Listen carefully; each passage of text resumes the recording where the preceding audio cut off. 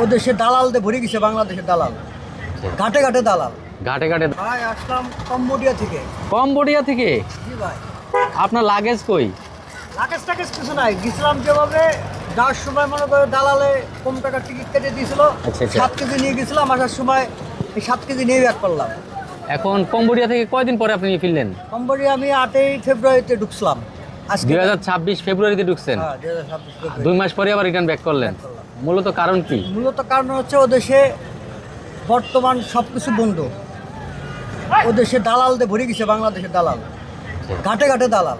ঘাটে ঘাটে দালাল। বাঙালি যে কি পরিমাণ দালাল হয়েছে, মানে এই দালালের কাছে পাসপোর্ট আরেক দালাল নিয়ে যায়, আরেক দালালের কাছে পাসপোর্ট নিয়ে এভাবে জিম্মি করে ফেলায় মানুষকে।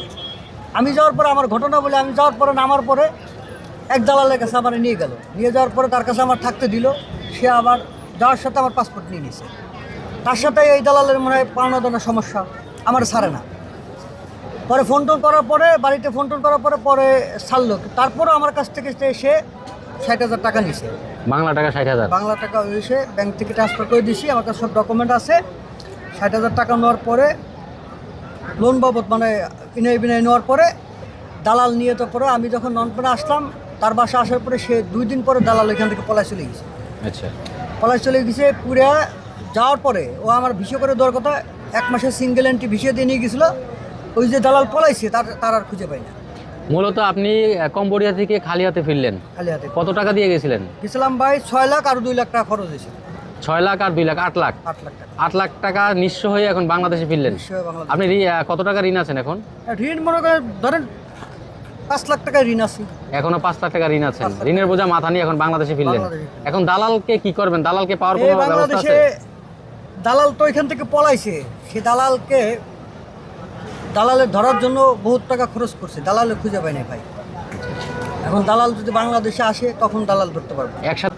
দালালের ধরার জন্য বহুত টাকা খরচ করছে, দালালে খুঁজে পায় না ভাই।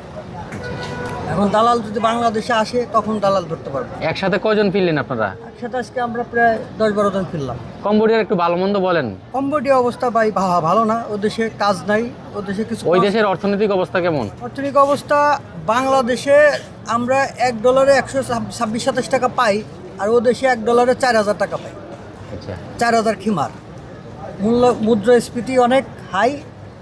তো ও দেশে শুধু চায়না ব্যবসায়ীতে ঢুকে ও দেশে কিছু একটা করতেছে, কিন্তু এখন বর্তমানে আমেরিকার স্যাংশন চলে, এরা আর কাজ করতে পারবে না। আচ্ছা, আপনি কম্বোডিয়া গিয়ে কোনো টাকা পাঠাইতে পারছেন দেশে? আমি কম্বোডিয়া যে কোনো টাকা পাঠাইতে পারি না, বরং আবার বাংলাদেশ থেকে 2 লাখ টাকা নিয়ে মনে করেন যে আমার খাওয়া লাগছে, হ্যাঁ খরচ করতে হয়েছে। আবার আসার সময় আজকে ওই যে টিকিট কাটলাম গতকালকে, টিকিট কাটতে যাও ভাই দালাল, টিকিটের দাম মনে করেন $430 টাকা। $430? হ্যাঁ $430। দালাল নিলে হলো মনে করেন যে $450।